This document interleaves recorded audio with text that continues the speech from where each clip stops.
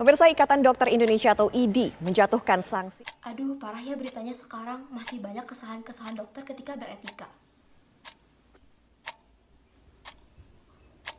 Iya, benar sekali. Seharusnya sebagai dokter yaitu menghargai pasien. Hal ini telah dijelaskan di Undang-Undang Nomor 29 Tahun 2004 bahwa pasien adalah setiap orang yang melakukan konsultasi masalah kesehatannya untuk memperoleh pelayanan kesehatan yang diperlukan baik secara langsung maupun tidak langsung kepada dokter ataupun dokter gigi. Bukan itu saja, seharusnya ketika menjadi mahasiswa kedokteran pastinya belajar BHP atau bioetika kedokteran seperti adanya diri autonomi, beneficent, non-maleficent, dan juga justice. Betul, sebelum jadi dokter pun pasti dokter melakukan sumpah dokter. Salah satunya yaitu saya akan membaktikan hidup saya guna kepentingan peri kemanusiaan.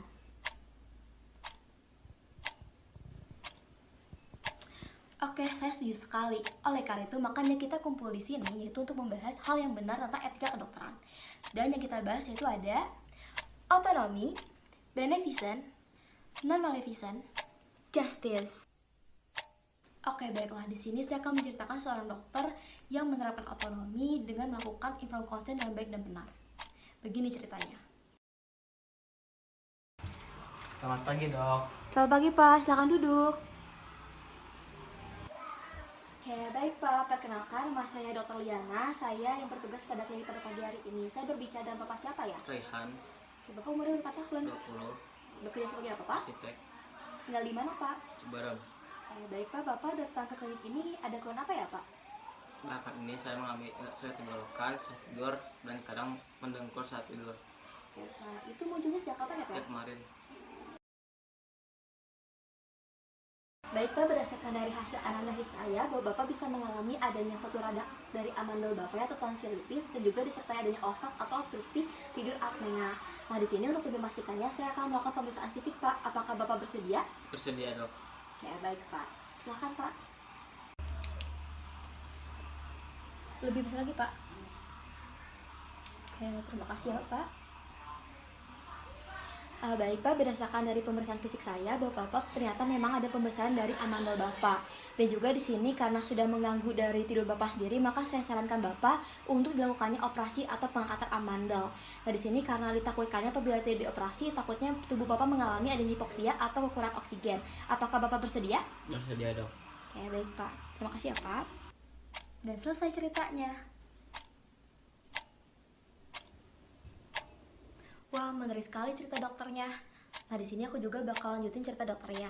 Nah, ternyata dokter ini juga dia ini menerapkan dari etika beneficent ketika dia ini memberikan suatu terapi atau obat yang tepat dan juga menguntungkan bagi pasien. Oke, baik Pak. Apakah Bapak punya alergi obat? Kalau nggak salah ada, Dok, namanya obat antibiotik apa ya? Kayaknya penicillin. Oke, baik Pak. Karena Bapak punya alergi obat penicillin, maka saya akan berikan obat referensinya Pak ya sebagai obat antibiotik Bapak. Baik, Dok. Terima kasih. Oke, di sini aku juga bakal lanjutin kisah dokternya, di mana dokter ini juga dia menerapkan etika non maleficent, yaitu ketika dia ini memberikan suatu pengobatan dengan resikonya paling rendah dan juga tanpa melakukan suatu tindakan yang membahayakan kepada pasiennya. Oke, baik Pak, berdasarkan dari hasil penunjang saya sendiri bahwa Bapak ternyata memiliki kanker getah bening, Pak. Nah, di sini saya akan menyarankan Bapak untuk melakukan kemoterapi. Nah, meskipun kemoterapi ini ada efek sampingnya, tetapi dari terapi ini sendiri Bapak akan sembuh dari penyakit Bapak. Apakah Bapak bersedia? Bersedia, Dok. Oke, terima kasih ya, Pak ya.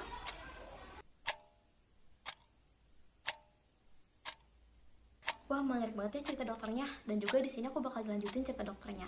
Di mana dokter ini dia menerapkan etika dari justice. Dia ini menyamaratakan pelayanan kesehatan yang diberikannya, baik untuk kerabatnya ataupun orang lain. Silakan masuk, silakan duduk Pak. Selamat pagi.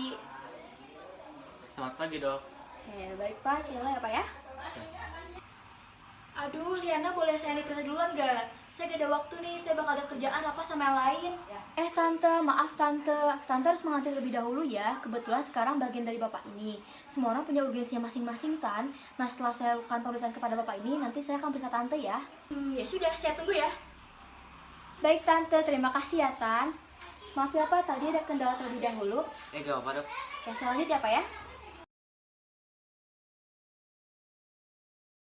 Benar sekali, bahkan saya juga kagum sama dokter ini. Yang dimana semua yang kita ceritakan ini yaitu suatu contoh atau tindakan yang terkait dari autonomi, beneficent, non-maleficent juga dari justice sendiri pada praktik kedokteran. Nah, selesai pertemuan kita hari ini, minggu depan kita ketemu lagi ya di tempat dan juga waktu yang sama. Salam etika kedokteran. Autonomi, beneficent, non-maleficent, justice.